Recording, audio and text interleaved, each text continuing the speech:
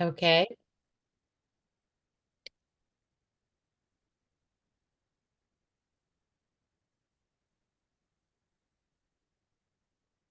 Hi, Tom. It's Debbie here. How are you? As soon as I can figure out where the buttons are here, this is different. This is a different than the normal setup. A little bit. Yeah, Hi, but I'm Chris. good. Hello, Lisa. Hi, how are you? Fine. Thank you for joining us. No problem. Could hear you at the beginning and see you, but I couldn't see myself. So Oh, I was like, really? they know I'm here. Let's see who's here. Okay, see if we've even got a quorum. Um, Wonder why I'm so yellow. This is very odd. I wonder. are you under sun It's lamp? it's called jaundice. God, you really are yellow. Okay, so we have 4. You got me. There Oh, you go. That's better. Okay, Steve, can we see you? Wait a minute here. I'm futzing around. Yeah, you're not even on the list of participants yet. I signed on as panelist. Yeah, he's on as a panelist. Oh, okay. I don't see him in my list of attendees. Okay. Can't Well, seem to find the link on my computer, so I logged on with my phone. So I can resend it to you, Steve. And I know Barbara should be joining us, but she's joining. Oh, here she is.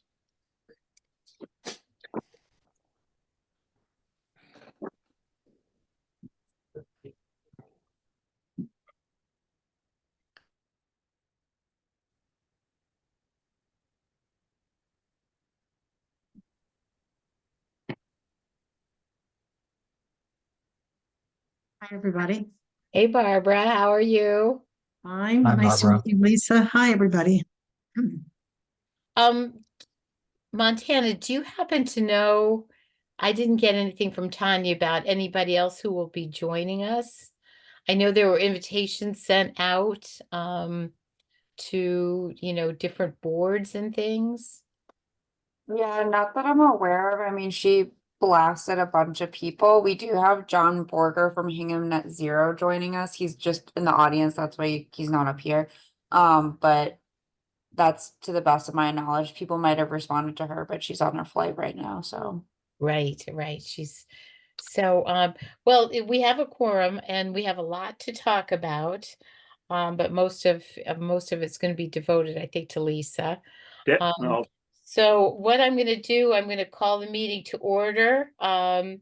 It's the meeting of Thursday, March 14th of the Alternative Energy Committee, and it's 7:34. And I think the first order of business is to introduce ourselves. So I'll start. I am Debbie Cook. This is my first time running a meeting as the vice chair of the Alternative Energy Committee. I'm really sorry Tanya couldn't be here. So that's me. Anybody else? Sure, I'm Happy Chris to go. Salvesen. Go ahead, Chris. I'm No, Chris Chris. Salvesen, member of the committee. Been a member I'm for Barbara I think a Russell. couple years. Oh, no, go ahead. Tell us about you. I'm all done. Oh, Barbara Russell. I'm the rookie. I'm the youngest member of this committee, and I'm happy to be here and eager to hear what you have to say. And I'm Tom Daly, another young member of the committee. Let's say yeah. Steve, where are you? Oh, you're You're on- muted. I'm Steve Winter. I'm probably the oldest member of the committee in more than one way. I don't I think don't like so. where I this got is you going. beat. Anyway, okay. And Lisa, would you like to introduce yourself? Yes, I'm Lisa Sullivan. I'm the Green Communities Program Coordinator for the Southeast. I work with 84 cities and towns on the Green Communities Program and now the Climate Leaders Community Program. And I am your resource for many other things, energy or climate related. I can try to connect you to different people. So just keep me in mind if you have questions or concerns that I can help you with. That would be terrific. That is really great to meet you and know about your abilities to connect us and help us. I was wondering, if would it be too much trouble to ask you at some point to just put your contact into the chat? I will put my contact information to the chat. That would be great. Thank you. Debbie, I also have Lisa's information, so I can send an email blast tomorrow morning with Lisa's information as well. Okay, all right. Well, maybe we'll just go with that then. But I was thinking it might be good to have in the minutes too, just. So I guess the first order of business will be the approval of the meeting minutes for February 8th. And I was just wondering if anybody had gotten a chance to look at them, had any comments about them. They're 22 pages long with you know, PowerPoints and everything else. So they're quite something. I got to take a quick read. I was able to do it this morning when I got it. And everything looked okay? Yes. Okay, good. I thought so too, but so does anybody want to take a minute and look them over, or shall we have a motion to approve them? I'll move to approve them. A lot of it, by the way, was something we had already seen, which was the presentation to the select board and was the PowerPoint that Tanya had put together. So that was a large body of toward the end of it. Right. Yeah, I'll second. Okay, so all those in favor, raise your, Aye. say your name. Oh, that's right. Chris Roll Alderson, call. yay. Robert Russell, yay. Tom Dick Winter, Daly, aye. aye. Okay, and Steve, you said aye, Debbie Cook, Aye. aye. Okay, so the minutes are approved unanimously. So I think the next order of business is to turn it over to Lisa to basically talk about the Green Leader program that they're the Climate Leader program. Yes, so I'm going to share my screen. Can you all see it? Yep. Okay, great. And I can send you this PowerPoint for and it also has my contact information on it, but I can send it to you for your minutes. Oh, that's if you'd like. excellent. Perfect. So this is basically a PowerPoint that Joanne Becerra, who is the director of the Green Communities Program and the Climate Leader Communities Program, did at MMA, which is the Mass Municipal Association's meeting in January. And so I've kind of just like done a little bit of work on it.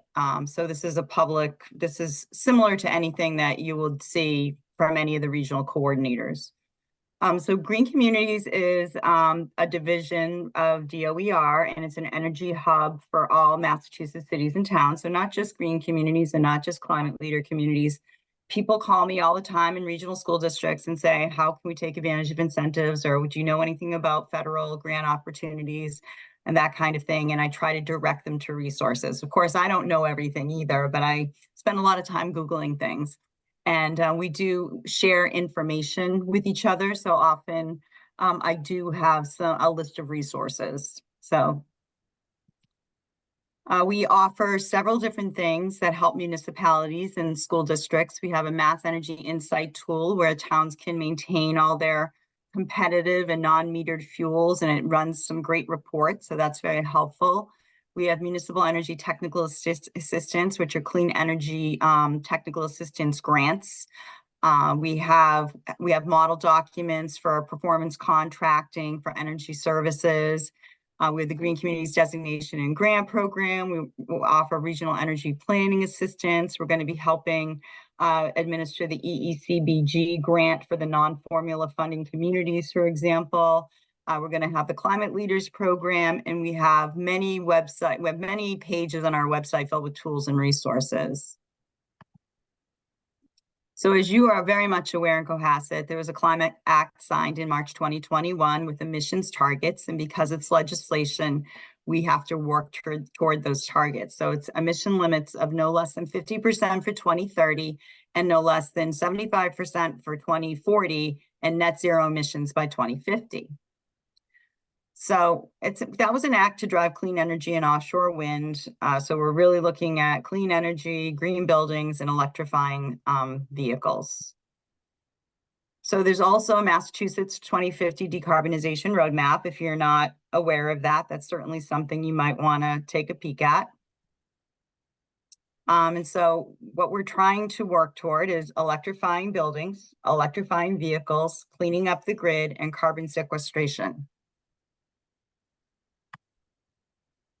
So this is just to recap what the Green Communities program was about, because you have to be a green community to be a climate leader, and we're kind of building off the program we've already started. So there were 5 criteria to become a green community. You had to adopt as of right siting for renewable or alternative energy, generation, research, and development or manufacturing. So it was one of those things. Some communities did all 3, some did 2. You had to adopt expedited permitting process, which often is just the planning board rules and regs say that if something's as of right, you have to get it done by 365 days. You had to create an energy use baseline and a plan to reduce municipal energy use by 20% over 5 years. But we really never held anyone's feet to the fire. We just want to see everyone making progress, because kind of everyone has their own pace, or every community has their own pace. They had to agree to purchase only fuel-efficient vehicles. Police vehicles and vehicles over 8,500 pounds and emergency response vehicles are still exempt from that policy, but eventually, as more models become available, we'll be seeing that fewer and fewer models be exempt. And you had to reduce life cycle costs in new construction by adopting the Stretch Energy Code. So Cohasset has done all of those things, and you are a green community in good standing. So there are 291 green communities, and we're going to have a few more. This is last year's map with the 3 communities that joined last year, and I think we have 4 more coming on this year. So we should be rounding out to about 295, I think.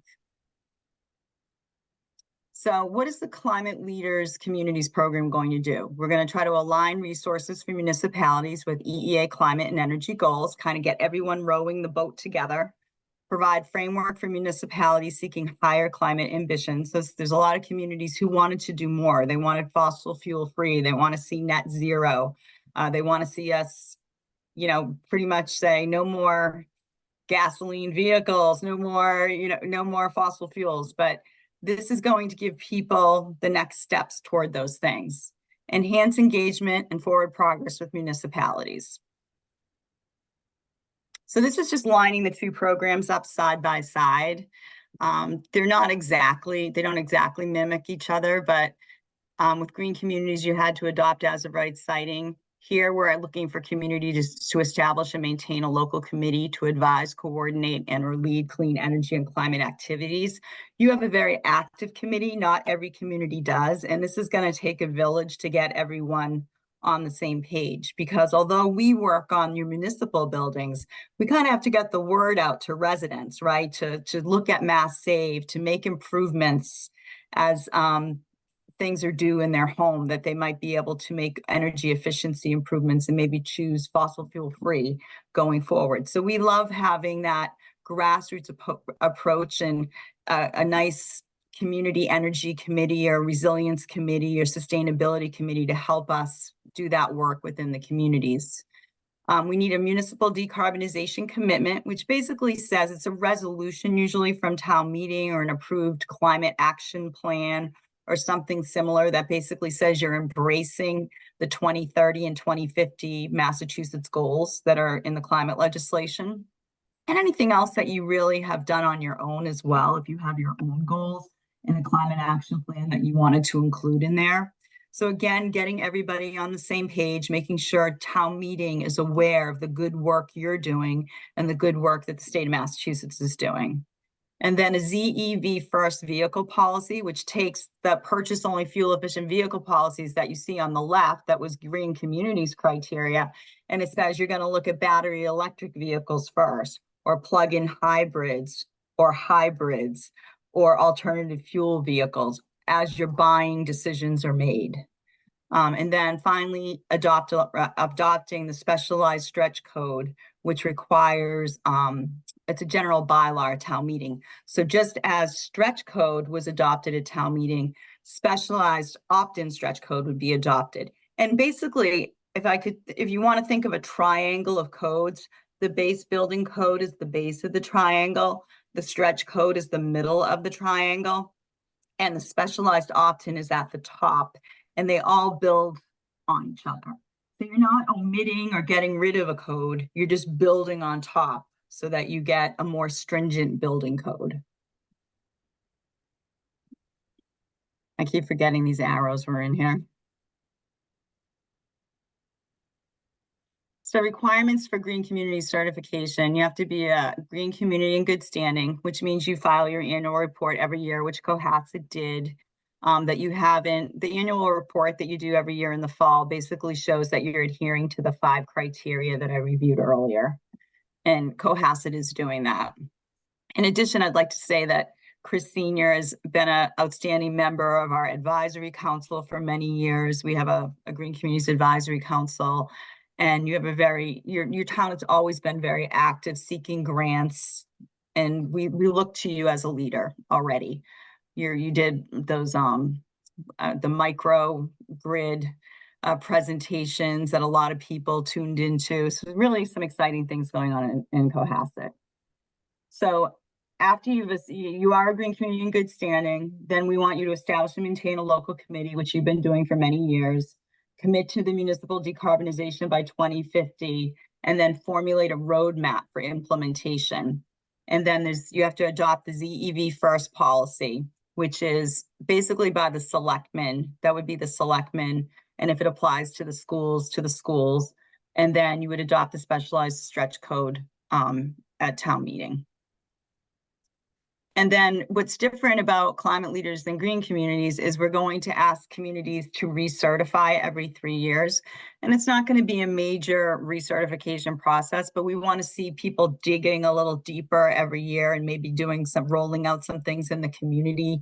They're going to demonstrate that they meet the certification requirements, update the decarbonization roadmap so we can see progress, and implement one community engagement climate leader best practice. And I don't know if you would know what some of these things are, but it might be coaching for heat pumps, or community first partnership, or if you're in a municipal aggregation program, offering 100% renewable energy as an offering, those kind of things might be a demonstration of this type of community engagement.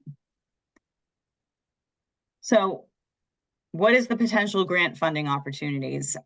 So there could be, we don't usually give you help to implement best practices like to the community to roll things out. So we intend to have some kind of funding to help roll programs out into the community, to educate the community.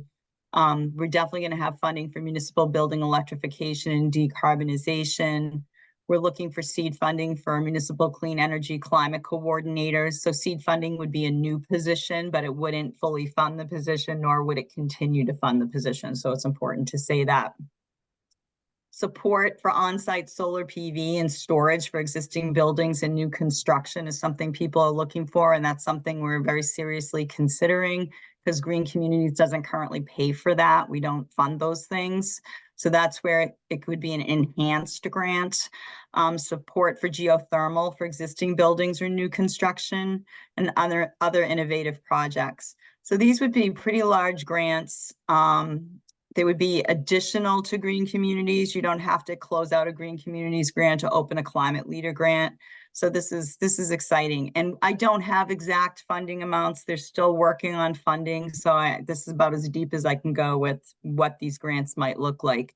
But I can tell you, like I said, Green Communities does not fund solar PV or storage right now. And we do not fund anything in new construction. We don't have any gap funding to help you bridge the gap between, for example, an old condensing boiler system versus geothermal. And there's a lot of, it's a big fund. Towns need funding to try to help bridge some of those gaps. So that's something we're really seriously thinking about. So this is what's a green community in good standing. So you submitted your most recent Green Communities Annual Report, confirmed that you still met the 5 criteria, no active moratoriums on ground mounted solar and or battery energy storage. Is that something that we're seeing and we don't like? And then we would want to know who your energy committee is, the name of the committee, a list and affiliation of current members, the mission or the charge of the committee. And for teams can also be a collaboration with a local community-based organization, because there's some towns that are really under-resourced and they really don't even have active energy committees, or they have difficulty keeping them. So collaborative efforts might be and it might be a good opportunity for some of those smaller communities. Okay, this is how you could demonstrate your commitment. So you could have a clean energy climate resolution, which is probably one of the simpler things because it's just something that is drafted up.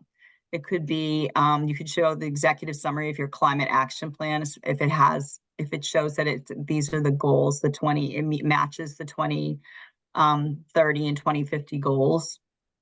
And this is just another thing, the Metro Mayors, because she did that at MMA, she did this presentation, she included the Metro Mayors Coalition Climate Mitigation Commitment, where these Metro Mayors all agreed to support in unison the goals of the climate bill. And then we were just talking here about we have a zero overtime philosophy for best practices for achieving zero overtime for building portfolios. So we use triggering events. We're saying, take the opportunity to look at end of life HVAC equipment, when you're doing building renovations, when you're doing roof replacements, can we update RTUs? Can we put in insulation?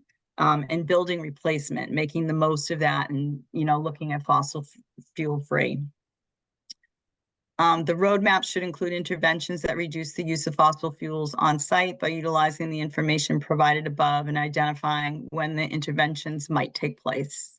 So this is just a plan. So I just want to remind you that when you do this decarbonization plan, it is a plan. We understand that other capital things might become more urgent than another planned capital event. So you're making kind of estimates of, you're kind of smushing together a capital plan and an energy efficiency plan to make this roadmap for decarbonization for your municipal buildings. And we understand that because it's a plan, sometimes things will change and they'll have to change. So this is just the top, I'm sorry, the top of my screen is cut off. That's why I'm not reading any of these decarbonization roadmap existing buildings. So this is just telling you how you might do things. You'd look at lower zero carbon fuels for heat and cooling, building envelope upgrades, plan for future transition to lower zero carbon fuels, maximize resilient design to protect critical infrastructure, design and install renewable energy and energy storage, establish low target energy use intensity, which is, my boss kind of describes this as trying to get a car with lower MPG. So we're trying to reduce the energy intensity in a building and what it takes to run it.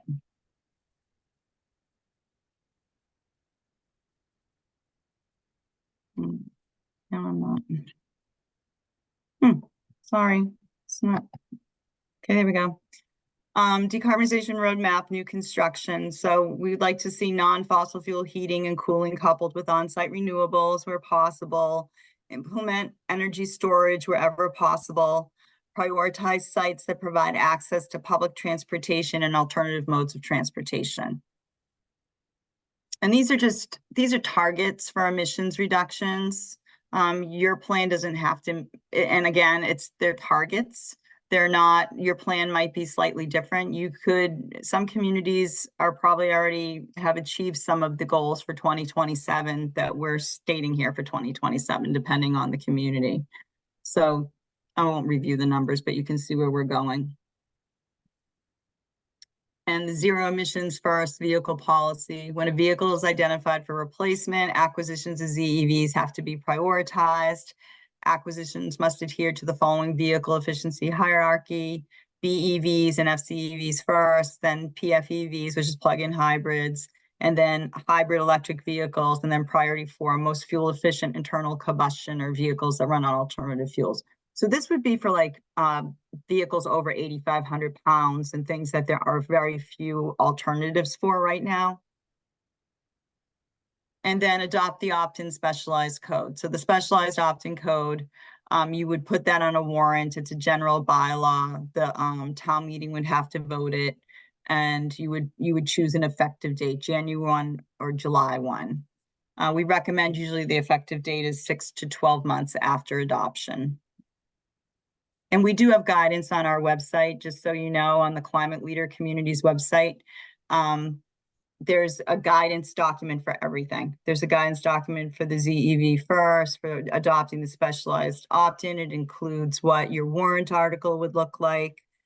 So the opt-in specialized building code, I don't know how many know about that, but so this is the deeper, more stringent building code above stretch code. 33 communities have already adopted, which means that 268 communities are still on the stretch energy code as their highest tier. And then there's only 50 cities and towns on the base energy code still. And if, just so you know, I know that map is small, but on our website, not only do we have the map, but we have a list of all the communities and when they adopted the codes. So if you ever want to know who's adopted what or when it's effective, and you ever wanted to talk to someone to get their feedback, what did this mean to your community? You could look at effective dates in the community and the date they adopted, and you could actually make phone calls and say, what has this meant in your community? Has it been difficult to enforce? What's the feedback? That kind of thing. Because sometimes I think talking to your peers is, you know what I'm going to say. So I work for the state and this is my job, but sometimes it's helpful to talk to your peers and see what's going on in their communities. So this is just proposed climate leader best practices that are recommended. I'm not going to spend a lot of time. This is just some small things that communities can do. Tree City USA certification, outreach and education. If you have solar panels on your schools, doing a program with the kids to explain to them the benefits of the solar. There's all kinds of different things. You could do community plans like Solarize or Heat Smart. We have communities that do things, and this is before climate leaders. They do coaching for heat pumps to help people understand how to use, the benefits of heat pumps and kind of expel myths. We do fleet electrification plans. I know at Cohasset, I talked to Michelle at one time, you were looking at maybe doing electric school buses. So you guys are you're very proactive. So funding for implementation. So we have a technical assistance grant to help develop a roadmap, which is this initial, that's that criteria 3. If I were to line up green communities, it used to be an ERP for green communities. For climate leaders, it's this municipal decarbonization roadmap. And there's going to be technical assistance available. I put a link right here to the application on Combis, what you have to do to apply, and applications for the first phase are due on April 12th, 2024. So if people are interested or communities are interested in technical assistance, they would want to apply for that technical assistance before April 12th. And then we have a couple of consultants that we would assign to the communities. I will tell you, we did a webinar today on this, and there were 170 or 160 people on it. So this is something, I don't anticipate that everyone who wants technical assistance in this first round will get it. Because we have $300,000 to spend in round 1, but we anticipate doing this again at the end of the year as well. And hopefully we'll be able to do it for years to come. And why would you want $300,000 total for the whole state? For the state, but this is not, these are roadmaps. These roadmaps are pretty, they're pretty bare bones. It's not every building that we're looking at. It's information like looking at it's going to be a kind of a brief plan that would talk about, your buildings a little bit. We're going to use the MEI platform that we're already using to track your energy. So there's a lot of information in there, and what we're going to try to add to it in addition to the plan is like the age of your HVAC system, what you have in there, so that we can, and like the age of it, so that we can kind of get a roadmap for trigger events. Like, oh, we're going to be replacing this. We might go to be replacing this boiler now. We should be looking in advance at insulation and envelope opportunities. And can we electrify? Is it feasible? Those kind of things. So this isn't going to be they're not going to be, $20,000 plans. These are probably going to range depending on how big a community is and how many buildings they have. And you don't have to look at every building. These are going to be on the lower end of cost, I would say. And we're going to use 2 consultants, and they're going to do a lot of them. So there probably will be some value in the fact that they're doing quite a few. Lisa, can I ask a quick question? Sure. When we look at East Long Meadow and it was Hadley and Southwick, are those the 3 that have already gotten that designation? No one's a climate leader yet. No one So has been. when- Those are green communities. Barbara, those are new green communities. Oh, they're new ones. Oh, okay. So Yeah. no one's, and so what would be the average allocation of the $300,000 to a climate leader? So that's just a technical assistance amount. That's how much we put aside to help communities meet that criteria 3 if they need help creating a roadmap for decarbonization of their municipal buildings. So let's just say it's 5,000 to 10,000 per community. We'll be able to help between 30 and maybe 40 communities in the first round. That's just technical assistance to help you put together this decarbonization roadmap. Okay, so it's just a little assist to get us going. Exactly, to get you over the hump. All the rest of it, you're kind of doing on your own. Steve? In addition to the 300,000, do you have any estimates for what the total amount of grants across Massachusetts might be in the first year or maybe the second year? Are there any estimates? I don't have estimates yet. I know we're trying to get additional funding. Green Communities gives away $20 million a year. Green just Communities gives away $20 million, you said. Green So Communities, we have $20 million a year that we give away now for the green and will the communities. Climate Leader program be in addition to that 20 million or out of that 20 million? Say whatever it's allocated for green communities. So I don't have the answer to that right now. I can tell you that we're working to get additional funding. Okay. And we And think you mentioned that grants for batteries and solar are not funded by green communities. What about other sorts of technology like heat pumps and other ways of Green Communities currently, we do fund energy efficiency improvements. So we do like Okay. weatherization. We do heat pumps. We don't pay for any fossil fuel boilers anymore. We still do controls projects. We do VFDs. We do gap funding for vehicles, like if you're replacing a fossil fuel vehicle with an electric vehicle, whether it's a lease or a purchase, we might give you $5,000 to $7,500. So it's intended to be gap funding. We help with charging stations. We do a lot of different things, but so when they're competitive grants, and when communities apply, they're showing both their energy savings and greenhouse gas emissions reductions for these projects, and then we judge them competitively. Does that make sense? Okay. I do think there'll be additional funding, but right now for this program, but I'm not at liberty to say. I don't know how much it will be. I think we will be we'll be successful in getting additional funding to couple with our 20 million. I'm not saying it will be 40 million. I'm not saying it will be another 10 million. I have no idea what that number will be. But regardless, we intend to offer climate leaders enhanced grants that they can get things that green communities can't get. So are there other state sources for aid and helping municipalities decarbonize? Through Mass Save programs, individuals, residents can get a lot of different types of rebates and tax incentives. Are there similar things for municipalities or not beyond green? Oh yeah, so Cohasset just got a grant, and Montana we do a kickoff meeting. So you were just awarded a grant to do controls projects in the schools. And Montana was on the kickoff meeting with me, and you received the town, it cut the town's contribution in half. The grant, actually, we have the grant pay, I think the grant was almost $200,000. I serve 85 communities, so if I'm wrong, if I'm getting some of these numbers wrong, please excuse me. But your utility incentives were almost $100,000 on each project. So Okay. you might be getting $400,000 worth of work.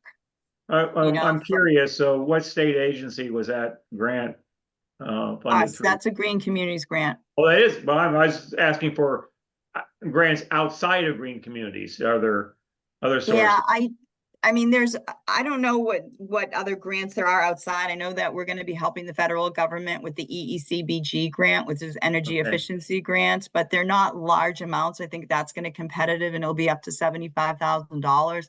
I know the IRA, the federal funding, is offering a ton of different incentives right now, and they have a direct pay option for municipalities because they don't have to pay taxes. They couldn't do it as a tax credit, so they have like a direct pay option. And there's funding available through both the Inflation Reduction Act and the BIL too. Okay, well, green communities coordinate those grants when they become. No, those are direct. work. Those are federal direct. The only one we're going to be involved in right now is EECPG. And there's also a Pollution Reduction Act. There's like a lot of different things that are floating around, but I basically will be helping you with green communities and Okay. climate leaders. But I guess my point was, as green communities, we make sure that you get to extend your money and ours by taking advantage of any utility incentives that are available. Okay. Well, I understood that each state is going to come up with its own method of making available the Inflation Reduction Act grant monies and rebates and so forth. So what state agency in Massachusetts is going to do that? I guess not green communities, but DOER, another I don't know about that. I haven't heard that. There's a lot of, I could send you some information. I've seen the White House, but I'm not aware that we're doing it. I haven't heard Okay. anything about that. I thought that was Alright. just federal. I didn't realize that. I haven't heard that, Steve. to be Yeah, honest with you. no, the way it's been explained, I've heard on several reports, was that each state is going to come up with its own way of dispersing those monies. And but I hadn't heard any details about where in the Massachusetts administration is that going to be handled. So I can send you links to what I know, what I have on BIL and IRA and direct pay, but those, I know that we're going to help with, like I said, EECBG, and CPMG. There's another one that's like a pollution reduction, CPRG. So it's pollution reduction grant. I know that the RPAs are working on that, the regional planning agencies, but I haven't heard that about IRA and BIL. So yeah, I wonder how we'll find out about these things when they become available. well, Do you know, if it's Montana, DOER, how we become aware of these things? I tend to get emails, otherwise it's just me doing research or you guys doing research. Like you have to go onto the government websites in order to find the information, unless you're like already subscribed to their email list. you're subscribed to our email. If it was us doing it, you would get a Yeah. notification from us. If it's anyone at DOER, any of the, you get to pick on the listserv what you like, check off boxes. Like I'm interested in energy, I'm interested in greenhouse reductions, I'm interested in this, and then you get put on a listserv and we send you opportunities. And Lisa, can I ask another question? So, Yeah. it looks like almost every municipality, except for a few, are now are in the first category, the green leaders, right? So Green can you give community. us a sense, green community leaders, sorry. So can you tell us how many are looking to go to the next level? Well, my guess is in this early group that anyone who's adopted the specialized opt-in code are going to be people who really want to go this route because they've already taken those steps. A lot of those communities already have climate action plans. They've already adopted the specialized opt-in code, which is typically one of the harder things to do because you have to go to town meeting to do it. A resolution isn't overly difficult to say that you're going to try to meet the 2030 and 2050 goals, because the resolution is kind of getting everyone on the same page, but it's not binding, I would say. But the specialized opt-in code is probably the most significant thing. So those 33 communities who have passed it, I'd say that they're definitely going to be trying to apply for climate leader status in phase 1. So Thank you. Lisa, are you handling any of these on sort of a regional basis? I somewhere along the line, I thought I heard that, you know, a couple of communities that banded together that had done the specialized stretch code could, you know, apply together and make their case stronger, or is that something else I'm thinking of? I don't think you're going to have any trouble becoming a climate leader when you become a climate leader. As far as adopting the specialized opt-in code, we would provide education to the residents and to the boards and committees about what the specialized opt-in code involves. And then you would bring it to town meeting as a general bylaw. As far as doing the roadmap, I don't think the roadmap is going to be a terrible heavy lift, but we do have technical assistance available to help you do that. I think you'll be well poised if the town is interested in, or, you know, in adopting the specialized opt-in code and a fuel efficient vehicle policy that prioritizes battery electric vehicles first. I don't think you'll have any trouble. I don't think you'll need to band with another community to do that. What I know, I do know that John is from Hingham and he's watching, but I know I might have said to him, we're willing to do, if you have adjacent communities who are interested in presentations, where we would be more than willing to do a public presentation to multiple communities that multiple communities could go to, kind of thing, in person and or virtually. We do them both virtually and in person. So Lisa, Yeah. I have a question. It may be a little bit off topic, but Okay. I have friends in Hull and they're interested in becoming a green community. They're not yet a green community. And the problem is they're a muni town, municipal plant town. And I guess there's a small charge that has to be put on residents' electric bill. If they're a muni town that wants to be a green community. Can you give me the details about that? Is that true? They have How the much is details. it? I know I've talked to Steve White over there in Hull, and I've spoken to Jennifer Bernardi Constable, and you're paying it. The difference is you're paying it through your electric bill. Your National Grid bill has a charge that Yeah, I know. So what do the They people in don't. Hull have to do? they have to sign a contract with the Clean Energy Center, and the town's people have to agree that they want this to come on to be, because it's going to be added to their bill. Okay, and how much is that? It's 1 I can mil say- or what? It's something like that. I don't know. It's very few communities have had to adopt it, because if you have an investor-owned utility customer in your community, that someone's paying it and the town doesn't have to pay it. Hull has- Yeah, well, I've heard from the people in Hull that they tried twice now, Steve, town I meeting think we have a lot to accomplish, and I think Okay, maybe this could be offline. sure. Thanks. Yeah, I'm in contact with them directly, Steve. They know me, and so you don't have to shepherd them through. They know how to get in touch with me. They have all the information too. Okay, so anyway, I think we're climate leaders grants, enhanced grants, accelerator grants. I don't have a lot of information on that right now. I'm sorry. I know you'd like to know. But anyway, the pawn is out for the technical assistance. You'd have to apply by April 12th to try to get into that first wave. There are no guarantees. I think we will prioritize communities who have adopted the specialized opt-in code, only because 33 have already adopted it.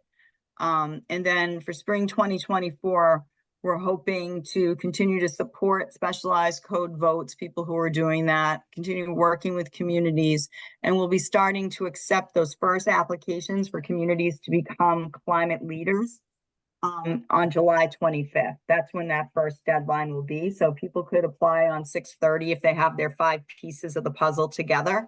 And then there'll be a second application deadline this year of December 31st. So communities who aren't ready now or don't get the first wave of technical assistance, they could consider, trying to get their application together in the fall and doing a fall town meeting specialized opt-in code vote and applying for climate leader designation status in December. And then we'll do it all over again the next year. So there's no, Green Communities has been around since 2008, and we're still bringing in new green communities. So I think climate leaders will be similar. And that's just the 4 regional coordinators, contact information. All right. I'm sorry, I've talked a lot. No, That's it was great. really informative. And so the one thing I just wanted to clarify, we can get help from you to help us reach the goals to be able to become a climate leader. I mean, right now there's technical assistance and things like that, like with bylaw and marketing around the That's me. specialized. So if Huh? you need help, like finding like let's say you wanted to know what resolution, we have this, is this acceptable? You would come to me and I would say, I would look at what you have and say, this is acceptable, or I think you need to add this, or there's guidelines on our Climate Leader Communities webpage for Okay. all of the things, but there's not like the municipal decarbonization roadmap. There is not an example on there. But the key here is if you think you're going to want technical assistance to do that part 3, which is the municipal decarbonization roadmap, you want to apply by April 12th for that technical assistance. Okay. It's not going to be a heavy lift either. It's just, I'm just letting you know. And all the other things, I would be your support. For specialized opt-in code, I would help you put together a public meeting to talk about and answer questions about specialized code. I would give you the guidance on the battery electric vehicle first. I'd give you a draft policy. I would explain it if you needed me to, that kind of thing. Does that make sense? That's great. Yes. Okay. Okay, well, any other questions? I just want to add my thanks, Lisa. This was really informative and you're a wealth of information. I'm Wonderful. gonna look up that those federal funding and see if I can find more information for Steve about that. And Steve, I'll send you information offline. If you're on the invite, or Montana maybe can give me with your permission an email, and I'll send you that stuff on the Clean Energy Center's renewable energy charge, just so you know. Okay. So thank you very much. And it will be great. So this it would be great if you would, send us this PowerPoint. And I know we've captured it on our recording, but I think it'll be important to have it. So I will create a PDF of it and I will send it to Montana tomorrow. wonderful. Well, Okay. thank you for coming and explaining it. And I think people are very excited about this program. So Excellent. Well, we'd love Cohasset to be one of our first climate leaders. That would be fantastic. So, but again, every community goes at their own pace. So when you're ready, we'll be ready to help you come in. Okay. great. All right. Well, All thank right. you. Thank you. Thank you. I'm gonna get out of here. You're welcome to stay. Okay, so any discussion about that? We'll move on. I think the next discussion is about the health fair. And so that's March 24th, a week from Sunday. It's from 1 to 4 at Deer Hill. I'm hoping that maybe, I could get some help. Barbara's offered to be there. I think Steve, you offered to help too, right? Up, yeah.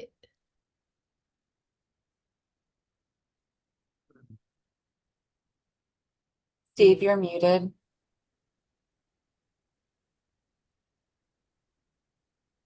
You're You're unmuted now. Remind me, Debbie, the date for that is? March 24th. It's a week from Sunday.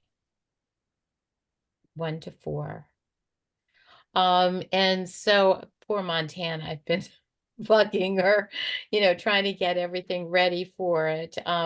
So what we're gonna do, I think we've got the survey pretty much finalized. We've got, as far as, and we're going to use the health fair, sort of the kickoff point for the educational series and the survey, as we talked about. So I think the survey is pretty much everybody signed off on it. We've got it. I don't know if it's actually on the sub page, but Montana's going to put it on there. We've got a poster ready to go and some hard copies for doing it on the for people to actually do the survey on at the fair. I've ordered 300 little pinwheels to give kids for gifts. And they definitely want people to have, something to give the kids. We also, we're gonna have sort of a looping.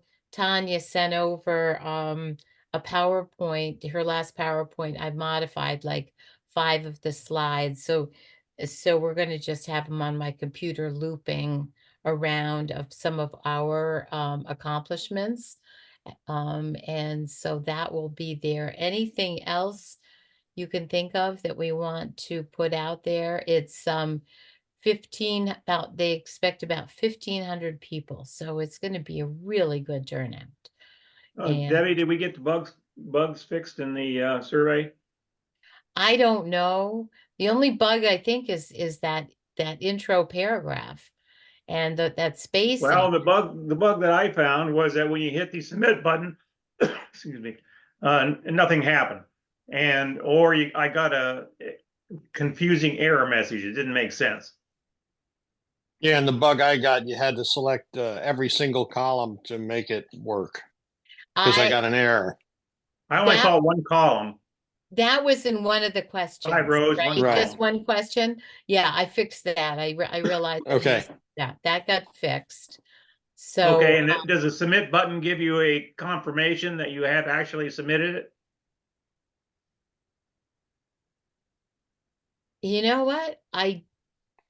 That's a good I've question.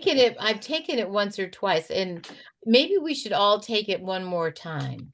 I mean, it should, after you hit the submit button, you should get a screen that says you have successfully submitted. Right, Question. right. And I didn't see that. I think we should all take it one more time if possible. Okay. So, yeah, so I don't know, Montana, could you send everybody the link again, and we'll see. I did, when I did it, I had my husband do it, and it's really cool the way, all of the responses that you can get them in graph form. It's really easy to read the responses and the way they all come in. So, it's really cool. But if you don't mind, just let's take it one more time. I think the bugs have been worked out, but I think we should check before we have egg on our face. Hey, Deb, can I ask another question? So what's going to be, I think that we've seen something that's going to be played in a loop at the science fair. Have we all seen that? Have we all looked at it? No, kind of it's video? very, yeah, you're talking about the thing Tanya sent over? Yeah. Yeah. So I took 5 slides out of that, and I took a lot of the verbiage out of them and made them very simple. I can send it to you. I made a new Yeah. presentation. Since I'm a newbie here in town, so what's the audience look like that attends the science fair? A lot of young parents and little kids. There'll be a lot of young parents. They're not going to stick around. They're going to, sort of scoot through. The kids will grab the pinwheels and be on their way. That's really kind of, the way it goes. But I think it's an attraction that don't they there are signups for various summer activities. yes. That's sort And of there's what going to brings be a people in. farmer's market, and there's, I think obviously there's healthcare screenings. So there's a ton of stuff happening. And what would our objective be as the AEC for having a table there? It's basically a record of what we've done, and I think, these projects that are going forward. I mean, because they require town participation. And it's a PR opportunity. Yeah, as long as people, I mean, it's not exactly riveting material. I mean, Deb has made it more exciting by removing 5 slides. But, you know, I mean, I always wonder what is the highest and best use of that little piece of real estate at the science fair that would give us a little bit of cred and generate some excitement. You could have a new dancer there. That's a great idea. I think. No, You I know, really, some of I always the wonder. tables are generally, I mean, I agree with you completely, and however we could make them exciting, but you know, I have to say from previous years, the bar is relatively low. Not to say that we shouldn't make it as jazzy as possible, but Yeah. so that's why the posters, you know, we're doing them 11 by 17, putting them on foam core boards so that they stick up, right, Montana? We can do that. And then, you know, have at least the slide. So we have something visual with color that's gonna at least catch their eye, and then the pinwheels. And if anybody else can think of any ideas or anything or ways to make us even more relevant, exciting, informational. Well, just if something crosses your mind, we have a week. So, you know, just email me or text me. Well, it is a science fair, you say, so bring your induction stove. Huh? Or plate. Bring your induction thing. That's science-y, right? It's a health fair. It's a health fair. A health fair. Oh, somebody said science fair. Okay, That's why. helpful, yeah.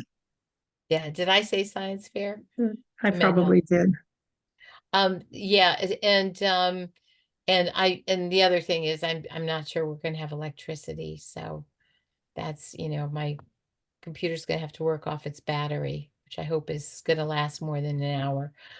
But anyway, so Barbara, you'll be there for the duration or part, just nobody has to stay the duration if we can just have 2 people there at a time. I'll be there the whole time. Oh, well then, I mean, I'm signed up, so if everybody wants to raise their hand, that's fine, but you know, I think you and I are going to pull down the fort, and it wouldn't be nice to have visitors or, you know, relief so that we have Yes. bio breaks and, you know, nice fancy lunches nearby. That would be nice. I I'm don't, kidding I don't about mind being there the full time if you need me. Perfect. I think it'll be good because I think, you know, one of the things that's the best thing about this is to actually stand on the other side of the table and kind of, you know, see if you can, even with like a clipboard, and talk to some of the older folks about maybe taking the survey right then and there, that kind of thing. I think, you know, so I think we can drum up interest by having people there and participating like that. So at least the 3 of us, and Chris or Tom, if you want to stop by and help out at any point, that's great. Okay, so that takes care of that. I will if I'm in town. Huh? If I'm in town, I will. I think we're not going to be here, but I'll. Okay, terrific. All right, so the next agenda item is marketing. And so I think, Barbara, this is your thing on the stroll. Oh, yeah. So, yes, I decided that with Deb gone and I was left alone. I said, go write an article for the stroll.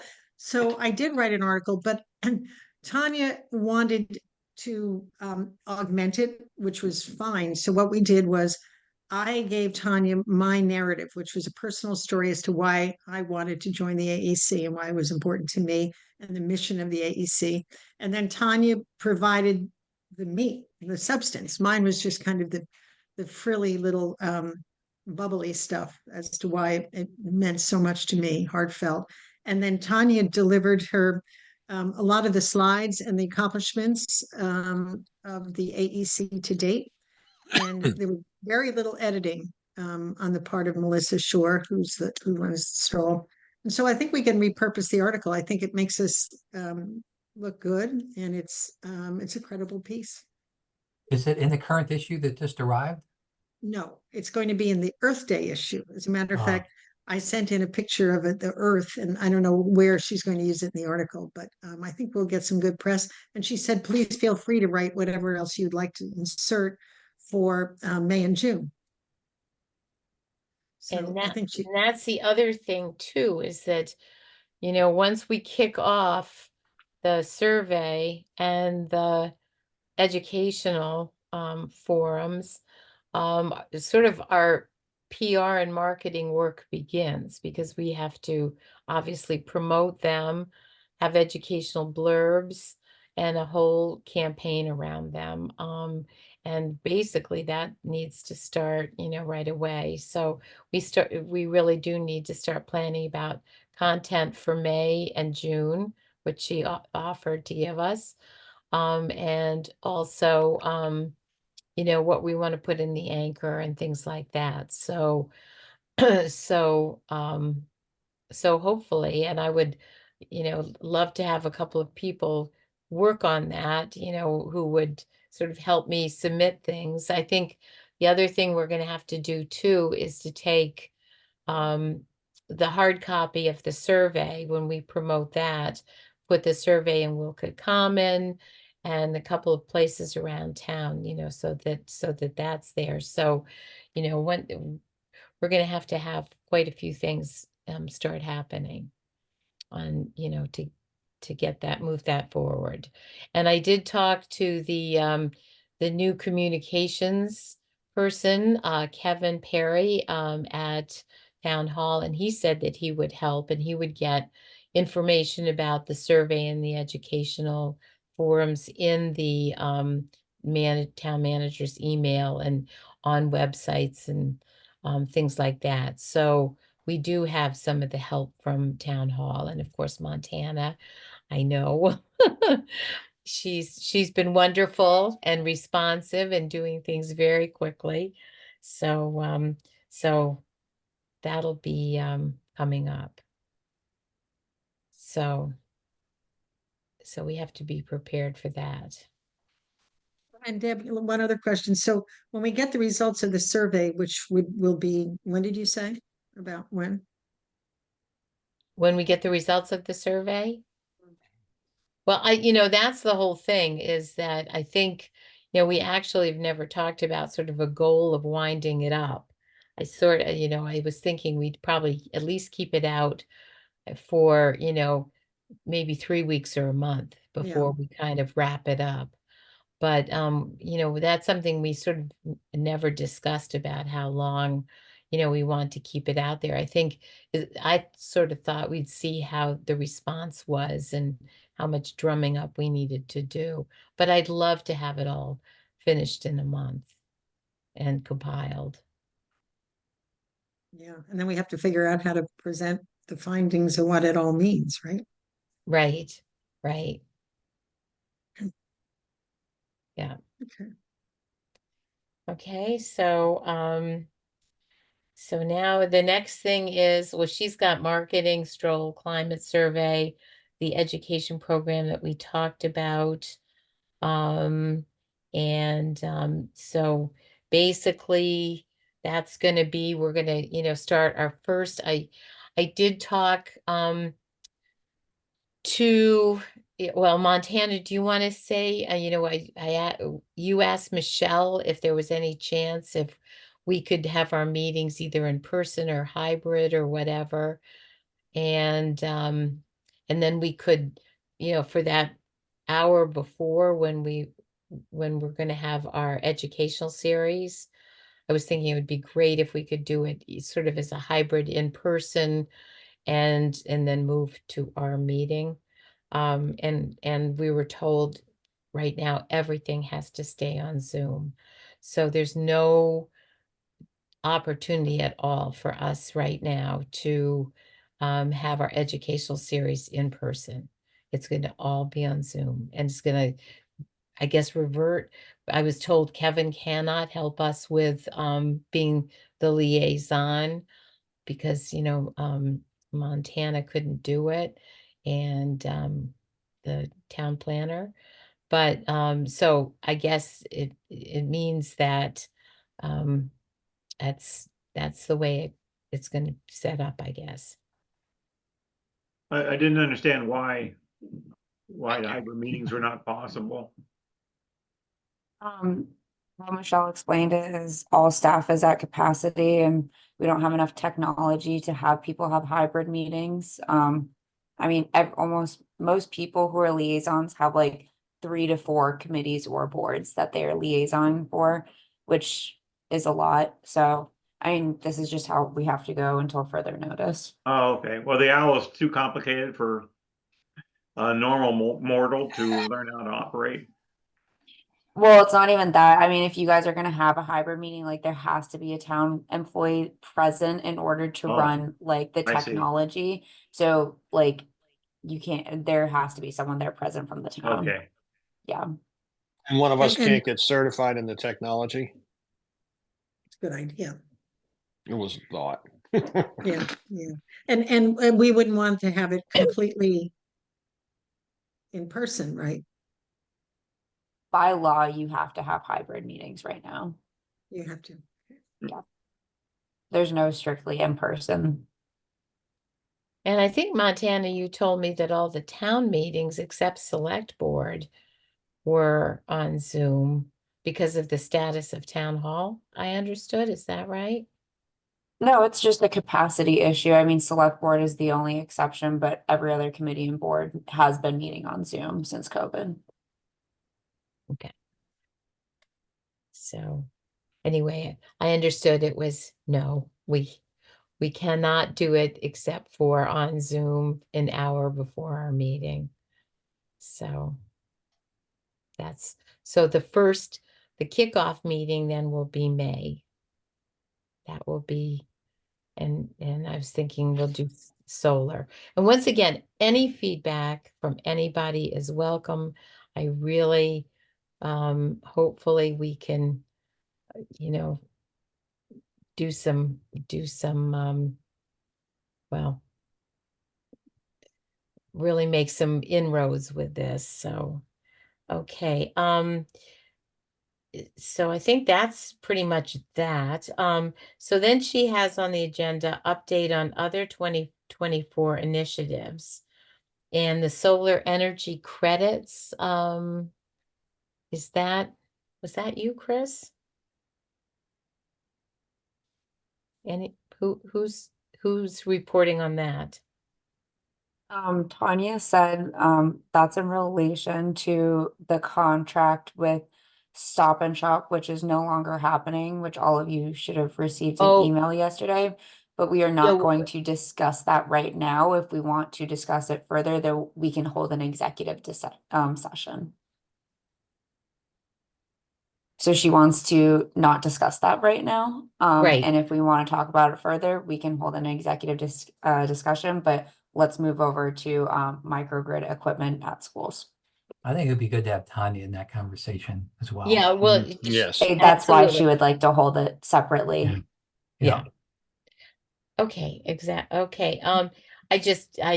When I read it, I was not expecting it to be phrased that way. Okay. Solar energy microgrid equipment at schools. So Montana, are you the I mean, Tanya's still talking to Dennis right now and we're still working out a few things. So again, we can talk about this at the next meeting until Tanya is present to give you guys further information. okay? All And right. then I'll do electric school buses too. So I'm pretty sure it's the same as last time we met, but basically the electric charger is not receiving energy. We're still waiting on a few things. But I did speak with Michelle, and since the bus, like the electric charger is also equivalent to a level 2 charger, and we have a surplus of those around town. I spoke with Michelle this morning. And she contacted Ted Carroll about using the chargers next to the recreational center in the town parking lot. I told Tanya, again, she's flying right now, so we'll discuss it further next week, but if the charger doesn't start up, anytime soon, we can park the bus in the town parking lot to get that charged, start trainings, and then hopefully have it open for the green ribbon cut for Earth Day. Well, I have good news, I think. I was on those Thursday calls at 2 with Anel X, and anyway, I was on that. I was actually the only one with one person from NLX, and they meet on Thursdays at 2. So she told me that actually the voltage problem that was the problem with National Grid has been resolved. And so they actually think that they can get the charger up and running either tomorrow or Monday. And we Yes. will have an active charger.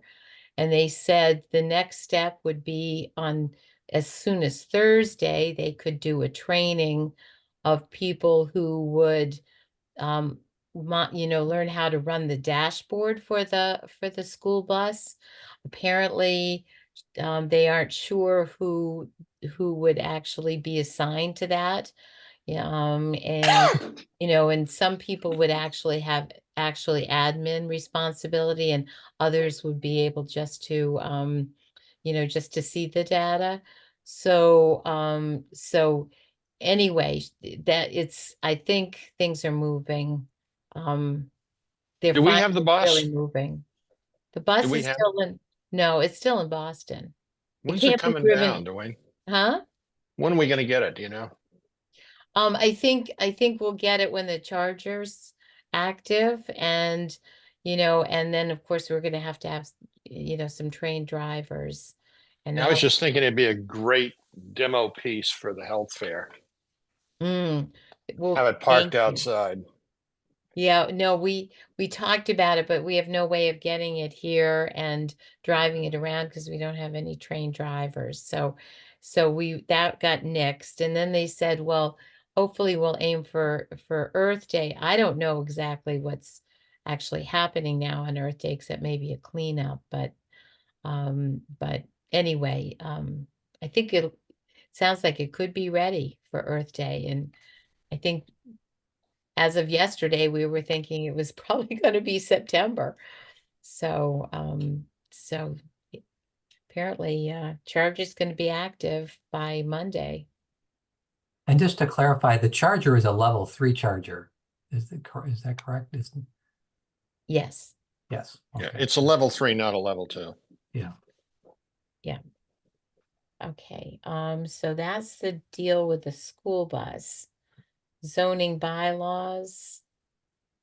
So Martha is usually zoning bylaws. Obviously she's not present now, so she can update us at the next meeting. But Tanya has also requested that at least 2 more people join her on the zoning bylaw situation. And if no one volunteers, I will pick you. So that's how we do it at other boards and committees. So I would really appreciate if someone would volunteer their time instead of me volunteering you.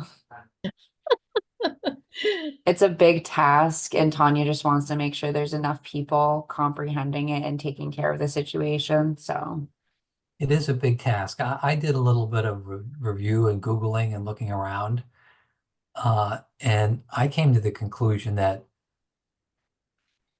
for somebody who doesn't know where to start and doesn't really know what the issues are, it's really tough to come up with a good set of zoning bylaws.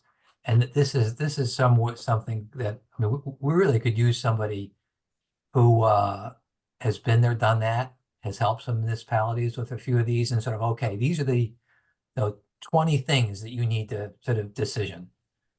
I looked for sample bylaws, and so it's almost, I was very just a little discouraged at our last meeting, because I didn't know really what the issues were. I mean, Steve, you pointed out a few things that appeared to be just sort of plucked out of the sky, right? And as for numbers, I wonder if we can get a resource to help us who actually has some experience doing this. I think 3 people who haven't done it before would have a tough time, or maybe there's some people we could talk to. So I can put you in touch with Tom Callahan, who presented at our previous meeting. He's the chair of the zoning bylaw committee. And I can also get you in touch with a few other members, who would be probably willing to help you guys as well. Is that something you would want? Well, I mean, do they have subject matter expertise on solar and wind municipal bylaws? Tom To is an looking to us extent, to provide yeah. that expertise. He doesn't have it himself. Well, I That's- know. I mean, this is a very technical thing. You know, I spent an hour sort of looking around, and I sort of said, "Oh my gosh, this is just way over my pay grade to sort this out from square one." And it just seems that we need some help. Chris, this- so what towns did you explore or look for bylaws I- like this on? Well, I just sort of Googled bylaws, and a few samples popped up. But so Montana, I don't really have a big interest in doing this. So please don't volunteer me on this unless we have somebody who is a subject matter expert. Then I'd be delighted to work on this. But or somebody who's How about I do some research and finding you an expert, and then I can BCC all of you, and then hopefully one of you will reach back out to me with a little more courage to take this on. Yeah, I would join Chris if we had the expertise, but I was fiddling around with it. It's really hard to work your way through all that. It really is. Okay. yeah, I think it's yeah. Well, wind especially because first of all, the technology is, we don't have any clue even what kind of technology is going to come forward, and you don't want to shut it down really. And it's really, and then it's very complicated with Flickr and with all of those things. So Yes. You're very technical, and I did a little Googling on that and looked at okay, what sort of windmills are we talking about? And there's just all sorts of them out there. And then how do you technically describe them in the bylaws as to what's allowable and what's not? I mean, I'm not a lawyer either, right? So maybe a lawyer would have more fun sort of putting this all. We This stuff actually in- should have somebody with legal background on this because some places you can't put up an antenna. How are you going to put up a wind turbine? I mean, it's going to be Yeah, robbing Peter to pay Paul. Buildings are another thing. We've been doing building zoning for decades. Now, this is brand new stuff, and I think we just need some help. And I wonder how maybe we can get Montana. Maybe there's a grant that we can we can hire somebody to help us out. Let me ask a few people that I know and see if they know anyone. But for now, I'll contact you guys next week if I find someone. Otherwise, I guess we can push this off until the next meeting. Yeah, and Montana, I'm sorry, I don't have the courage to jump in. Okay. I mean, like, I do zoning board of appeals, and I only comprehend just like the zoning bylaws. I can't imagine doing a whole new set of bylaws, so it's okay. Crazy, yeah. Yeah. And it almost seems in something like this, it is just based on constantly changing technology that somehow it's just handled totally different in that, that you have to answer a certain set of questions to get yours approved, but to actually constrain somebody by, all these things that may or may not be a problem, a certain height or a certain fall, how far they fall, or, there's all these, it just feels like maybe it should be handled that, you have to issue a special permit and go through, these certain set of questions. I don't know.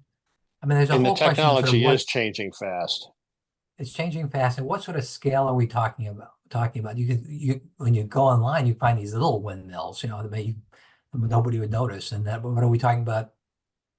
And then the power conversation we had last time. No, it gave me a little bit of anxiety looking at all that. Well, you can get some pretty decent energy out of one. You remember the old vents on the top of the buildings that went around, the wind would blow them around? Yep. It looked like a globe. They've made a wind turbine that looks like that now that goes on top of buildings. And I don't think that's what we're talking about, but maybe it is. I don't know. Soon to find out. How All about right. that? Okay. So, all right, well, the next item is you're up, Montana. You've got the active grant and funding opportunities.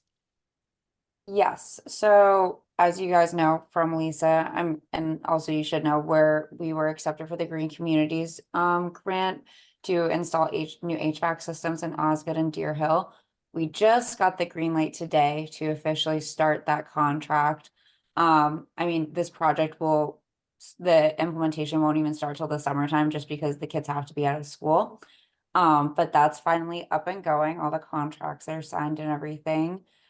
It's not exactly a grant opportunity, but coming from that kickoff meeting, the Mike Skinner, who's our national grid point, was not there. So Amanda, for Formica was our representative, and she is also the point contact for a new program that National Grid's rolling out called Community Solutions.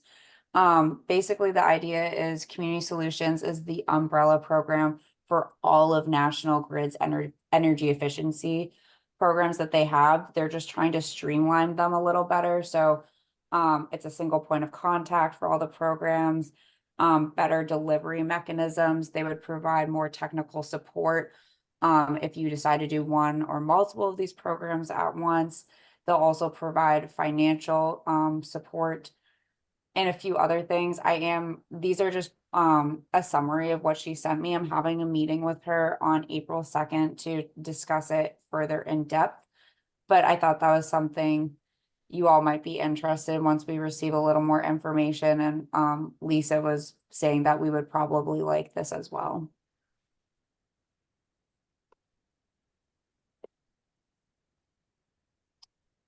So, Um, Montana, are you going to apply for anything for April 12th? I am personally at capacity with applying for grants right now, and that's coming up so soon that I can't, unfortunately, unless like Tanya and you all want to put all the application, like if you want to write the application, I can just put it all together and submit it. But I am writing for a few other grants right now for the planning department, so.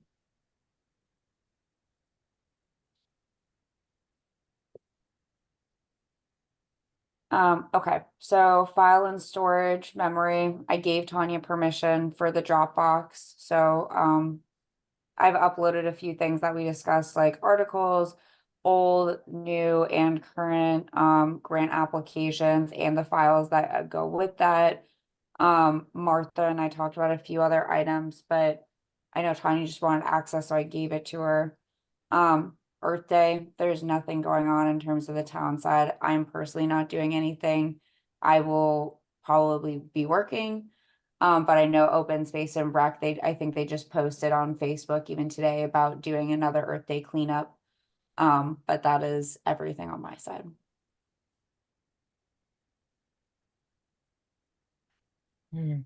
It's disappointing, but okay, so I think the next agenda item is the data report. Yeah, well, I think it'll be real quick. The story continues. The supply and demand actually still reign here. In February, the unique drivers dropped, the sessions dropped, and the energy dispense dropped, consistent with sort of our hypothesis that you take a free good and you put a price on it, that people will become less interested in it.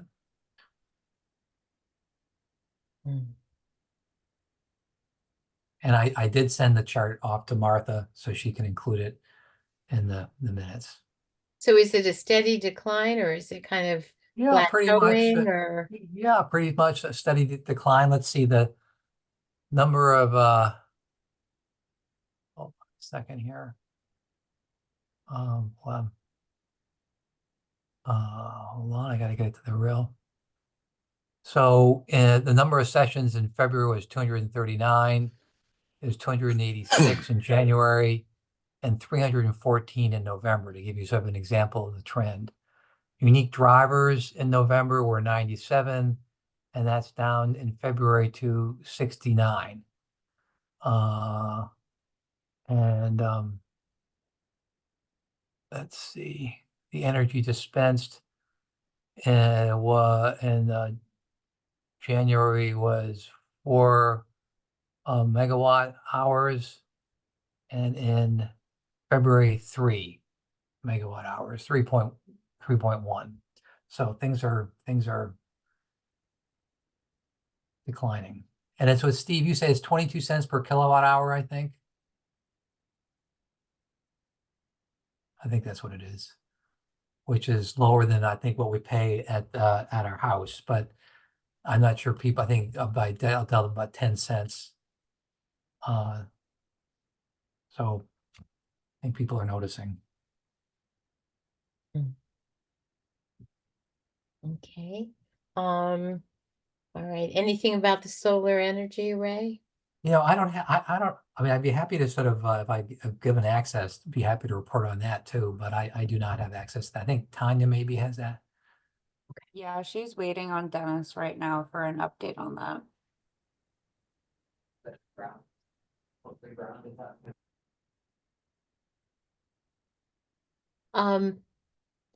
So Montana, do you have any, I think I've come to the end of the agenda. So do you have anything else that you need to tell us?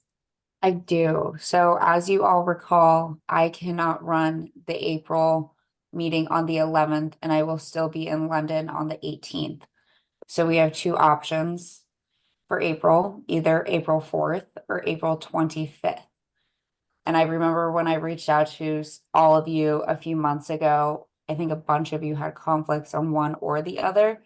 And I just want to reevaluate, do you guys still have conflicts? Can we do it on the 4th or the 25th? Tanya also said if we have nothing big going on, we could forego the April meeting. I'm out of town. Which day? On the 4th or the 25th? Friday, the 4th. Thursday, the 4th, sorry. Okay. Yeah. Okay. Anyone else? I'm potentially out of town on the 25th, but it's looking like less likely that I'm going to be there. So I probably will be available. Okay. And the 4th too. Okay. I'm available on the 25th as well. And the Okay. 24th. Yeah, I can do the 25th. I cannot do the 25th. It looks like I can do the 4th. No, the 25th is up in the air. There's a funeral pending. Okay. Steve?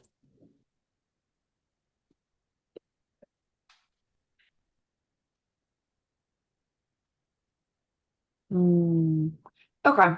All right. I will send another email and check in with Martha and Tanya as well.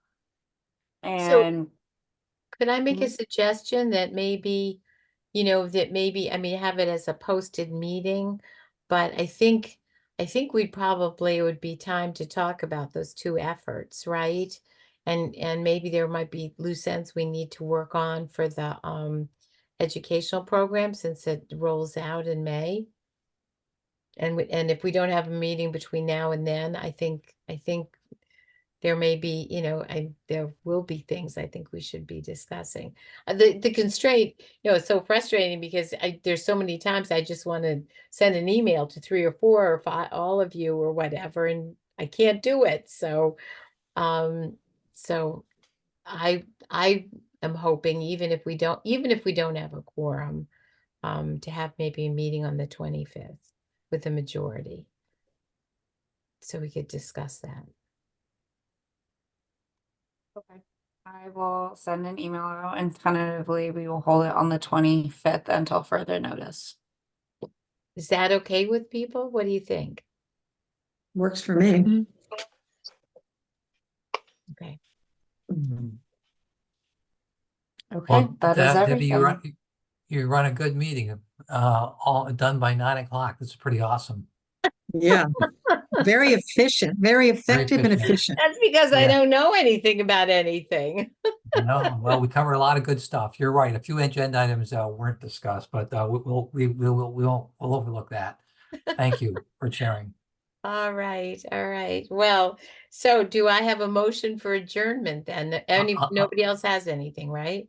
I'll make that motion. Okay. Second? Second, Okay, Tom. Okay. No roll call needed. All in favor? Aye. aye. Okay, the meeting is adjourned at 9:02. Great, thanks. Everyone have a good Good night. Thanks, night. everybody.